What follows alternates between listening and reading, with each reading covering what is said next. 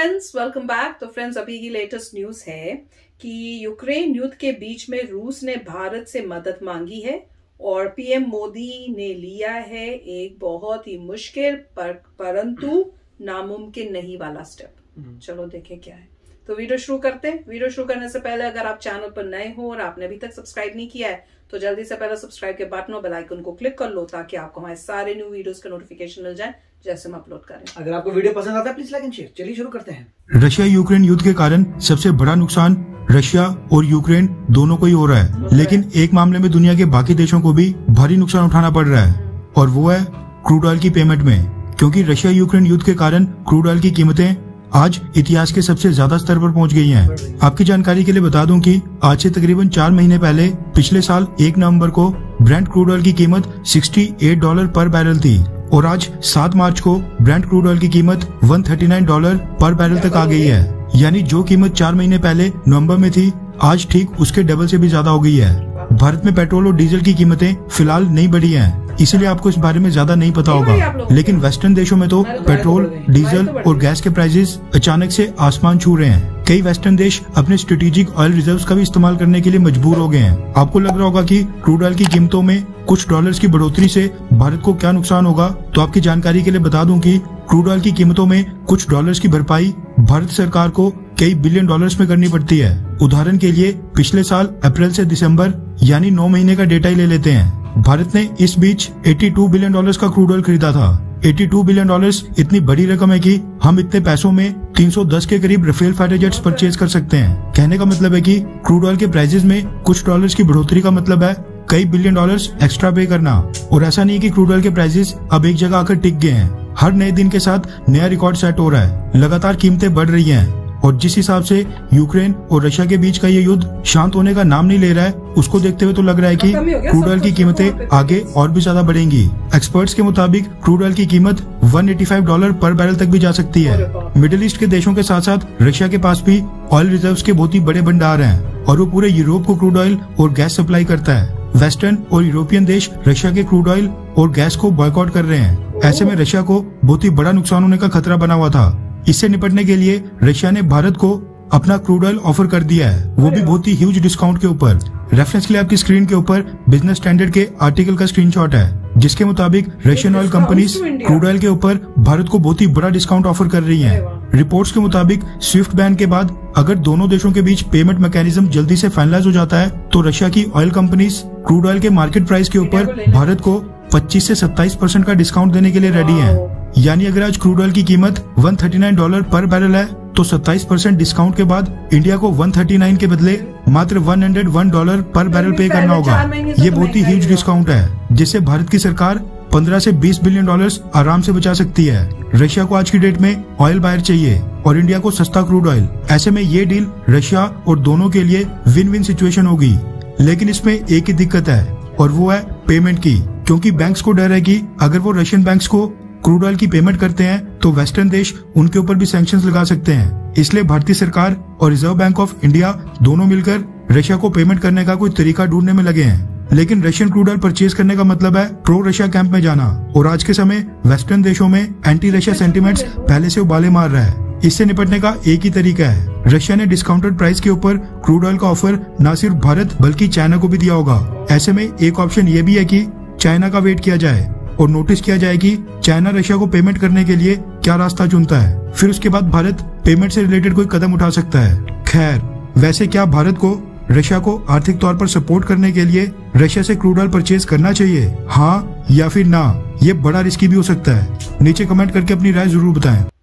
Friends, news तो बड़ी हुआ है कि 25 to 27% डिस्काउंट दिया जा रहा है इंडिया को, और चाइना को भी यही ऑफर किया होगा।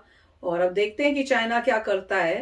पर डील तो अच्छी है, पर क्वेश्चन ये है कि ये लेने के बाद रखेंगे भी कहाँ। पर उससे मुझे वो याद आ रहा था कि श्रीलंका में कोश वो कर रहे थे ना कि भैया टैंक्स टाइप जो है वहां पे कि हम कलेक्ट करके रख लेंगे, पर वो तो अभी ठीक होना है, सब होना है, फिर जाएगा। यार वो थोड़ा वेट कर लेते, लड़ाइयां करने से पहले ही हम यहाँ पे ठीक कर लेते तो यहाँ पे रख सकते थे। पर देखते हैं, मुझे तो लगता है कि देखो जहां पे फायदा है करना तो चाहिए बिजनेस वैसे, पर ये भी है कि आपको ये भी देखना पड़ेगा कि इससे अमेरिका और जो वेस्ट के वर्ल्ड है वो अगेंस्ट ना हो जाए। तो कुछ सोच समझ के ऐसी कोई चाल चल के करना चाहिए जिस वजह से ये भी खुश, वो भी खुश और हमारा काम भी बनता जाए। स्मार्टली तो यही मतलब मूव तो वही होगा। अब देखें क्या करते हैं। राइट, काफी डिफिकल्ट है। उन्होंने सही कहा कि पहले चाइना को करने दो, वो भी चाइना को रास्ता निकालेगा, मगर चाइना जो भी रास्ता निकालेगा वो अपने सिस्टम से निकालेगा। वो हम कैसे अपने पेमेंट सिस्टम से, उसके पास अपना है ही सिस्टम, वो अपने पेमेंट सिस्टम में करेगा और वैसे वो डिपेंडेंट नहीं है वेस्ट पे। उसको कोई प्रॉब्लम नहीं है तो वो बोलेगा भैया हम तो करें। मगर और चाइना ने इतने समय में बहुत चेंजेस भी किए, जैसे गूगल सर्च इंजन यूज नहीं होता, उनका अपना यूज होता है, उनका वीचैट यूज होता है। उन्होंने सारे फेसबुक ट्विटर सबको निकाल दिया। मतलब उन्होंने मोस्टली डिसरेट किया हुआ है पहले से अपने, उनके माइक्रोसॉफ्ट विंडोज एप्पल चैपल, मतलब जो भी चीजें हैं वो इंडिपेंडेंटली उन्होंने अपना को जुगाड़ किया हुआ है और वो अपने अपने वर्जन बना लिए हैं, फ्रीवेयर, मतलब एंड्रॉइड का अपना वर्जन है, हर चीज के अपने प्ले स्टोर से सब कुछ है। तो मतलब उन्होंने तो काफी स्टडी की हुई है, तो उनके लिए पॉसिबल है। और यहाँ पे इंडिया के लिए बहुत ही डिफिकल्ट काम होगा। क्यों? क्योंकि इंडिया को चाइना को काउंटर करना है। अगर आप ये बोलते हम देखेंगे चाइना क्या कर रहा है, तो चाइना जिस तरीके से कर रहा है अगर आप वैसे ही करते तो ऐसा ना हो जाए कि आपको चाइना के सिस्टम्स यूज करने पड़ जाएं, आप चाइना पे डिपेंडेंट होने लग जाएं। तो इंडिया को अपना रास्ता निकालना पड़ेगा, होपफुली अपना निकालना पड़ेगा कि देखो हम अपने ही तरीके से करेंगे, इस तरीके से करेंगे। और उसके पीछे एक ही लॉजिक दिया जाएगा कि भैया इससे पहले कि चाइना पूरा ले जाए, थोड़ा इंडिया को भी लेने दो जिससे आपके पास कोई काउंटर आए, क्योंकि कोई भी चाहता नहीं है कि चाइना का इसमें फायदा हो। तो ऐसा वेस्ट को भी पता है कि भाई चाइना का फायदा हो जा रहा है, तो बात क्या बनी? तो सारा फायदा मुझे तो यही लग रहा है चाइना ही उठा लेगा, मुझे लगता है। वही तो मेरे ख्याल से हो सकता है वो ये भी कहें चलिए हमारा पार्टनर इंडिया को फायदा उठाने दो, एटलीस्ट कोई तो है वहां पे जो ज्यादा मतलब चाइना के इक्वली ऊपर उठ रहा है। अगर तो देखेंगे अभी क्या होता है। काफी हो भी सकता है कि वॉर खत्म हो जाए, हो भी सकता है नेगोशिएशन हो जाए तो अच्छा। अगर कोई ना कोई कहीं ना कहीं पॉलिटिकली कोई मूव हो जाए कि अगर पूरे वर्ल्ड को बोल दें आप ऑयल नहीं खरीद सकते, रशिया को लगे बहुत कुछ हो गया है, मतलब जो भी है। हम ये काफी कॉम्प्लिकेटेड मैटर्स है, देखना पड़ेगा होता क्या है। बट अभी तो दोनों साइड्स अकड़ के बैठी हैं। ये टफ कॉल तो होती है और एक समय पे अगर ज्यादा कुछ सिचुएशन बुरी हो जाए, भगवान करे ना हो, मगर एक समय पे हो सकता है इंडिया को वाकई चूज करना पड़े एक साइड, और वो बहुत डिफिकल्ट हो जाएगा। क्यों?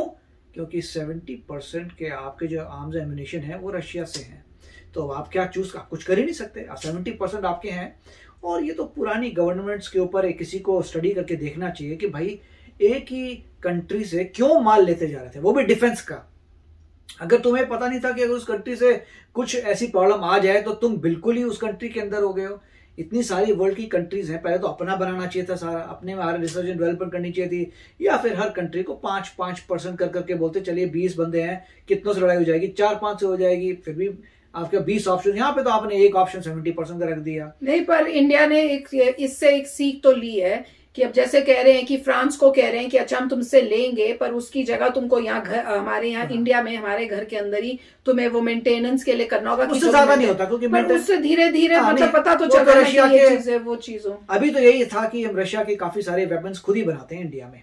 वही तो कह रहे हैं, वो कह रहे हैं ना कि अब रशिया से डील भी हुई थी कि अब यहाँ मैन्युफैक्चरिंग करेंगे हम। हाँ, मगर लाइसेंस वगैरह उन्हीं का है, आप किसी के ऐसे मैन्युफैक्चर करनी बेस्ट तो अपना ही बनाओ, क्योंकि दूसरों से लेना प्रॉब्लम है, मगर उसके लिए समय लगेगा। अब जगह बैठे बैठे एक दिन में तो ये सब नहीं होने वाला।